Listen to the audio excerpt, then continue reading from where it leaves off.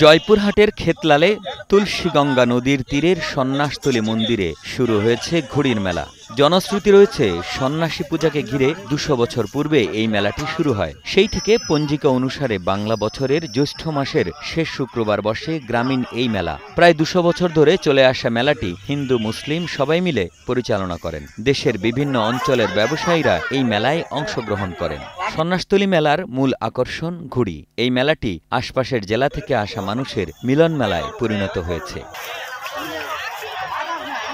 আজকের ২০০ বছরের ঐতিহ্যবাহী ঘুড়ি উৎসব প্রতিযোগিতার যে মেলা, সেই মেলার শুভ উদ্বোধন এবং সফলতা কামনা করছি।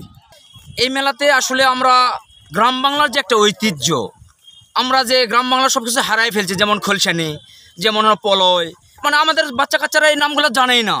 এই জিনিসগুলো এই মেলাতে আসলে অনেক বেশি পাওয়া যায়। টানা সপ্তমবারের মতো বেস্ট টিস্যু পেপার ব্র্যান্ড হিসেবে স্বীকৃতি পেয়েছে বসুন্ধরা টিস্যু।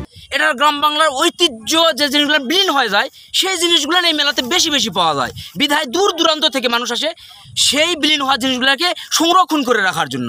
বিধায় আমাদের মেলাটা ঐতিহ্যবাহী একটা মেলা। এটা ঘুড়ির মেলা। এখানে আকাশে বাতাসে অনেক ঘুড়ি ওড়ে। মানুষ এই ঘুড়িকে কেনার জন্যই মানুষ দূর দূরান্তে মূলত আসে। এখানে মূলত পাখা, খৈচালা, আপনার গ্রাম বাংলার যে জিনিসগুলো, হাঁসা বটি, যে জিনিসগুলো, সব কিছুই এই মেলাতে পাওয়া যায়। বিধায় আমরা সবাই মিলে এই মেলাটাকে খুব বেশি আমরা উপভোগ করি।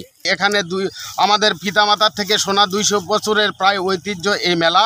এই মেলাতে আশেপাশের গ্রামের জামাই মেয়ে সবাই এই মেলাতে হাজির হয় এবং এখানে বিভিন্ন প্রকার মিষ্টি, ঝুড়ি, কাঁঠাল, আম, জাম এবং মাছ মারার জন্য বিভিন্ন অস্ত্রপাতি যে এই মেলাতে পাওয়া যায়।